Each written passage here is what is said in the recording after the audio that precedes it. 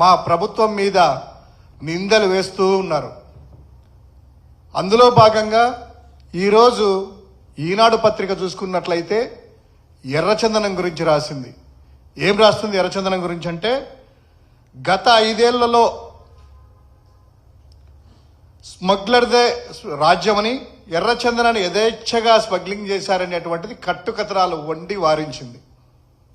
ఒక్కసారి మనం చూసుకున్నట్లయితే శేషాచలం అడవుల నుంచి ఎర్రచందనం పూర్తిగా ప్రతిరోజు ఈ కూటమి పాలనలోనే స్మగ్లింగ్ జరుగుతుంది. ఎక్కడా కూడాను ఈ 6 నెలల కూటమి ప్రభుత్వంలో చూసుకున్నట్లయితే ఎక్కడా దాని మీద నియంత్రణ లేదు, ఎక్కడా చెక్ పోస్టులు లేవు. యథేచ్ఛగా ఎర్రచందనం అనేది స్మగ్లింగ్ జరుగుతుంది. దాన్ని కప్పిపుచ్చడానికి గత ప్రభుత్వం మీద, అంటే మా ప్రభుత్వం మీద, జగన్ గారి మీద, అదేవిధంగా మంత్రులుగా పనిచేసినటువంటి అటవీ శాఖ మంత్రిగా చేసినటువంటి పెద్దిరెడ్డి గారి మీద పుంకాలుగా వార్తలు రాస్తూ వండి వారిస్తున్నారు. ఒక్కటి చూస్తున్నాం, సరే మీరు రాశారు పెద్దిరెడ్డి గారి మీద, అటవీ శాఖ మంత్రిగా ఉన్నారు కాబట్టి ఆయన యథేచ్ఛగా చేశారు అది ఇది అంటున్నారు కదా. మీ హయాంలో ఎలా జరిగింది, మా హయాంలో ఎలా జరిగింది అనేటువంటిది ఒక్కసారి ప్రజలు కానీ మీరు కానీ గమనించినట్లయితే, ఇదే పెద్దిరెడ్డి రామచంద్రారెడ్డి గారు మీకు ముందర, అంటే 2014-19 మీ ప్రభుత్వ అధికారంకు ముందర కూడాను అటవీ శాఖ మంత్రిగా ఆయన పనిచేశారు వైఎస్ఆర్ గారి హయాంలో. తర్వాత కూడాను లాస్ట్ చివరిలో ఈ యొక్క 2019-24 మధ్యలో ఆయన అటవీ శాఖ మంత్రిగా బాధ్యతలు నిర్వహించారు. కానీ స్వాతంత్రం వచ్చిన తర్వాత ఎవరు కూడా ఆలోచన చేయని విధంగా ఈ యొక్క ఇదే అటవీ శాఖ మంత్రిగా ఉన్నటువంటి పెద్దిరెడ్డి గారు, రామచంద్రారెడ్డి గారు, ఆయన్ని కూడా తీసుకున్నట్లయితే అడవుల నుంచి ఆ స్మగ్లింగ్ అరికట్టడానికి అనేకమైనటువంటి నియంత్రణ చర్యలు చేపట్టడం జరిగింది. అందులో భాగంగా 24 ఫారెస్ట్ రేంజ్లను గుర్తించేసి 24 మంది డిఎఫ్ఓలకి 1+4 ఆర్ముడ్ ఫోర్స్ సెక్యూరిటీ సిబ్బందిని కేటాయించి, అంటే 1+4 ఒక్కొక్క డిఎఫ్ఓకి 4 ఆర్ముడ్ ఫోర్స్ ఆ పర్సన్ కేటాయించేసేసి ఎక్కడా కూడాను అక్రమంగా ఈ యొక్క ఎర్రచందనాన్ని దొరలించుకోకుండా అరికట్టేటువంటి చర్యలు తీసుకోవడం జరిగింది. అంతేకాకుండా స్వాతంత్ర్యం వచ్చినప్పటి నుంచి పాత పురాతనమైనటువంటి వాహనాలు, అడవుల్లో ముందుకెళ్ళనే వాహనాలు ఉంటే, తర్వాత ఇదే ఆయన అటవీ శాఖ మంత్రిగా ఉన్నప్పుడే 370 వెహికల్స్ని, అత్యాధునికమైనటువంటి కొత్త వెహికల్స్ని తీసుకొని వచ్చేసేసి ఆయన చేశారు. అంతేనా, తర్వాత పీడీ యాక్ట్ అమల్లోకి తెచ్చి ఎర్రచందన స్మగ్లర్లని పీడీ యాక్ట్ కింద పెట్టి ఆ యొక్క చర్యలని, స్మగ్లింగ్ అంతా కూడా అరికట్టడానికి అనేకమైనటువంటి చర్యలు తీసుకోవడం జరిగింది. తర్వాత ఈ యొక్క జగన్ గారి హయాంలో, మా ప్రభుత్వ హయాంలో, ఇప్పుడు మీకు సిఎస్గా ఉన్నారు కదా, చీఫ్ సెక్రటరీగా ఉన్నటువంటి నీరబ్ కుమార్ గారు, ఆనాడు ఇదే జగన్ గారి ప్రభుత్వము, ఆయన నేతృత్వంలో స్పెషల్ చీఫ్ సెక్రటరీగా ఉన్నటువంటి అప్పట్లో నీరబ్ కుమార్ ప్రసాద్ గారి నేతృత్వంలో ఒక కమిటీ వేయడం జరిగింది.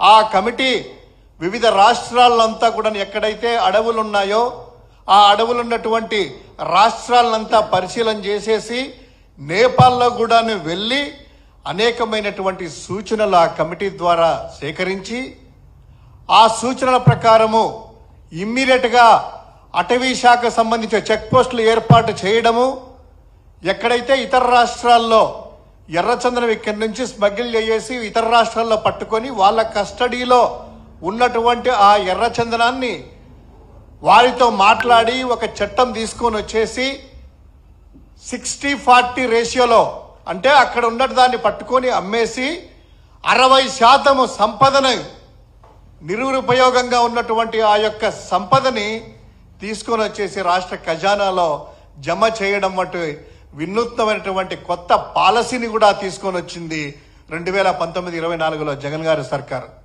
అటువంటి ఈ సర్కార్ని ఈరోజు మీరు యథేచ్ఛగా స్మగ్లింగ్ చేస్తూ చేప కింద నీరులాగా వెళ్తూ, ఏదో అంటారు కదా, మన ఏనుగులు వెళ్తా ఉంటే ఏనుగు యథేచ్ఛగా వెళ్తుంటే చూస్తూ ఊరుకొని ఆ ఏనుగు వెళ్ళిన తర్వాత ఎలుకలను పట్టుకోవడం అనేటువంటిది ఒకటో రెండో మీరు పట్టుకొని దాన్ని ఏదో అప్పుడంతా కూడా ఇలా చేశారు, ఇప్పుడు జగన్ గారు చేయలేదంటున్నారు కదా.